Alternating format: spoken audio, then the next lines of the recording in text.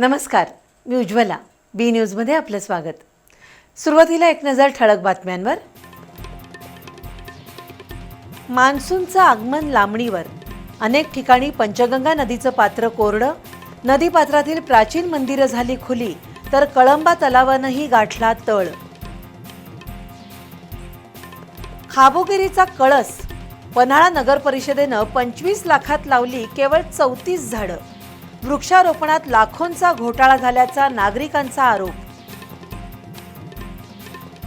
स्थानिक स्वराज्य संस्था निवडणुकीत राखीव जागांवर निवडून आलेल्या उमेदवारांना जात वैधता प्रमाणपत्र सादर करण्यासाठी आता 6 महिन्यांची अंतिम मुदतवाढ.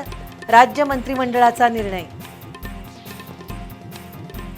शिरोली औद्योगिक वसाहतीत धुमाकूळ घालणारे दोघे चोरटे. स्थानिक गुन्हे अन्वेषण शाखेनं केले जेरबंद. 25,36,000चं साहित्य जप्त. आणि सहाय्यक निबंधकांनी सुनावणी घेतलेल्या 1053 पैकी साधारण 661 प्राथमिक दूध संस्था गोकुळच्या निवडणुकीसाठी अपात्र. गोकुळ दूध संघाच्या निवडणुकीत नवा ट्विस्ट.